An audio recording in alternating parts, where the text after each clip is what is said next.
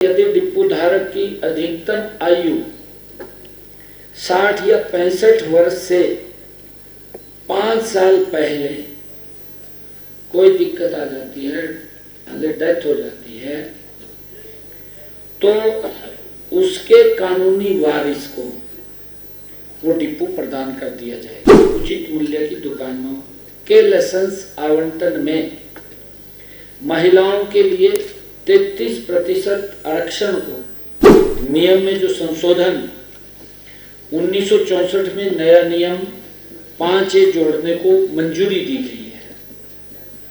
इस नियम के तहत ऐसे प्रोजेक्ट्स को राहत दी जाएगी जिनके लिए CLU या लाइसेंस प्राप्त करने के लिए पर्याप्त रास्ता।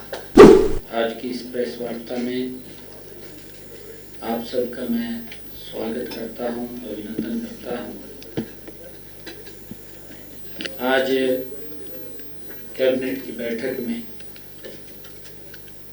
7 एजेंडे रखे गए, जिसमें से 6 एजेंडों को मंजूरी दी गई है। आज की बैठक में जो पहला एजेंडा था, हमारी जो अग्निवीर पॉलिसी है नीति 2024 में आज संशोधन को मंजूरी दी गई है। अग्निवीरों के लिए फॉरेस्ट गार्ड, वार्डर और माइनिंग गार्ड जैसे पदों में हॉरिजॉन्टल आरक्षण 10% से बढ़ा करके 20% किया गया। पहले 10% था, अब उसको 20% किया गया है। यह बढ़ा हुआ आरक्षण चालू और भविष्य की भर्ती प्रक्रियाओं में लागू होगा। यह निर्णय इस निर्णय का उद्देश्य सुरक्षा से जुड़े पदों में अग्निवीरों के सैन्य प्रशिक्षण, अनुशासन और फील्ड अनुभव का बेहतर उपयोग, उसका लाभ मिलेगा, ये इसका उद्देश्य है। दूसरा एजेंडा हमने जो रिटायरमेंट हाउसिंग पॉलिसी,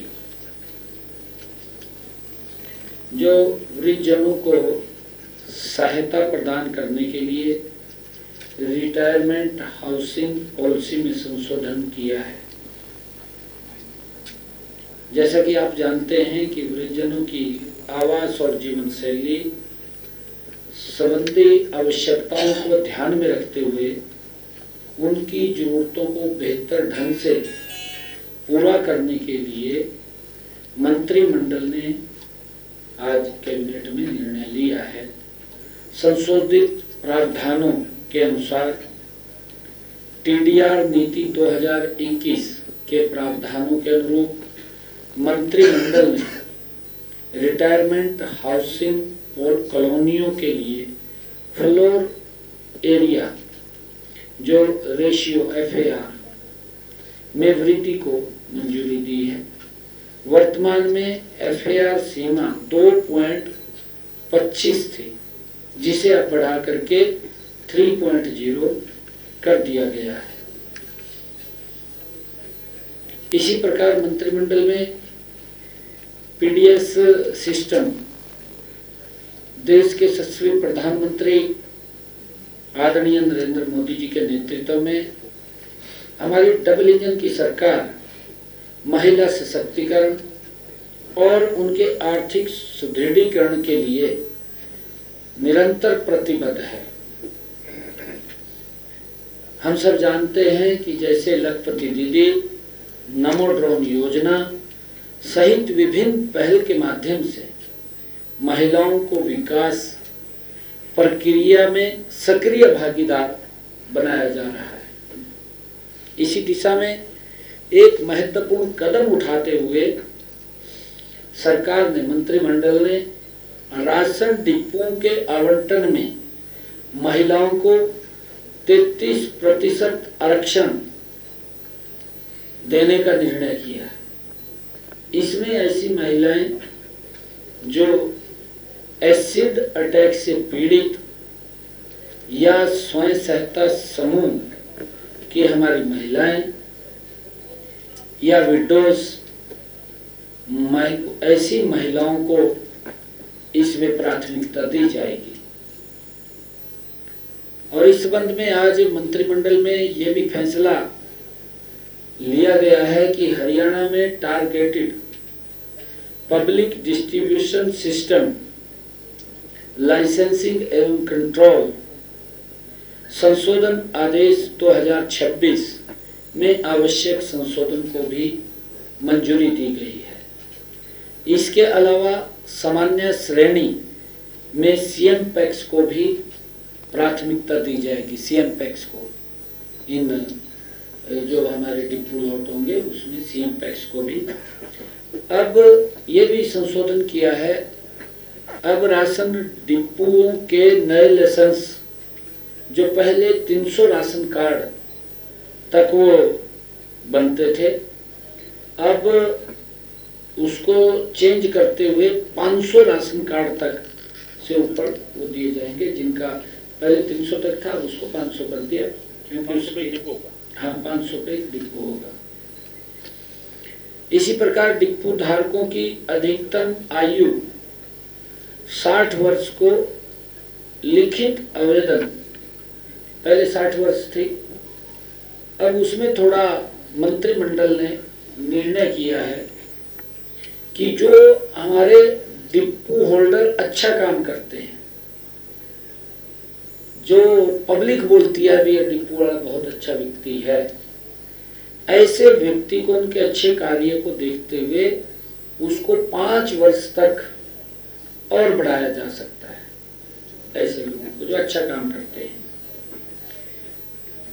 ये भी निर्णय किया गया है कि यदि डिपो धारक की अधिकतम आयु 60 या 65 वर्ष से 5 साल पहले कोई दिक्कत आ जाती है, डेथ हो जाती है, तो उसके कानूनी वारिस को वो डिपो प्रदान कर दिया जाएगा, उसको दे दिया जाएगा।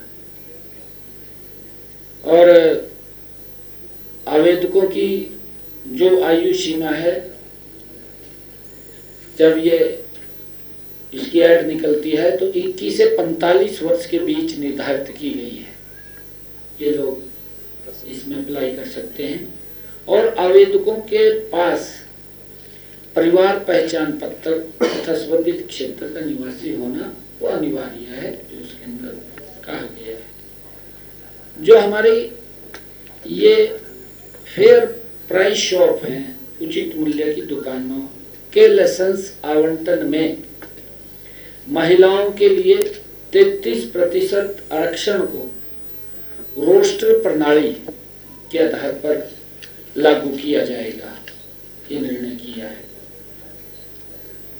मंत्रिमंडल की बैठक में Haryana village common land regulation नियम में भी संशोधन आज किया गया है।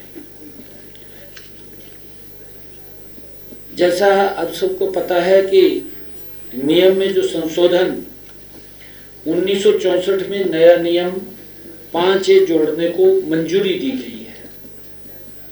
इस नियम के तहत ऐसे प्रोजेक्ट्स को राहत दी जाएगी जिनके लिए CLU या लाइसेंस प्राप्त करने के लिए पर्याप्त रास्ता उपलब्ध नहीं है। मान ले किसी ने कोई इंडस्ट्रियल कॉलोनी काटनी है या कोई और उसके लिए रास्ता नहीं है, पंचायत भूमि को पंचायत से अगर रास्ता लेना है तो संबंधित व्यक्ति के अनुरोध पर ग्राम पंचायत 3/4 बहुमत या ग्राम सभा 2/3 बहुमत से प्रस्ताव पारित करती है। 2/3 बहुमत से प्रस्ताव पारित करती है तो राज्य सरकार श्यामलात भूमि में नया रास्ता निर्धारित कर सकेगी। यह नया रास्ता ग्राम पंचायत के मालिकाना हक में रहेगा और आम जनता के लिए उपयोग के लिए रहेगा। नया रास्ता इस शर्त पर निर्धारित किया जाएगा कि प्रोजेक्ट लाइसेंस वाले क्षेत्र का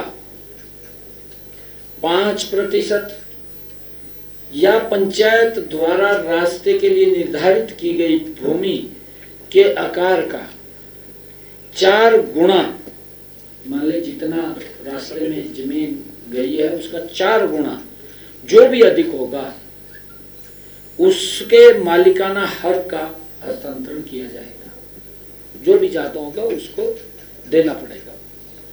मान ले 4 गुना ज्यादा जमीन देनी पड़ेगी। 4 एकड़ मान लिया 20 रास्ते में तो 16 एकड़ देनी पड़ेगी। 16 एकड़ देनी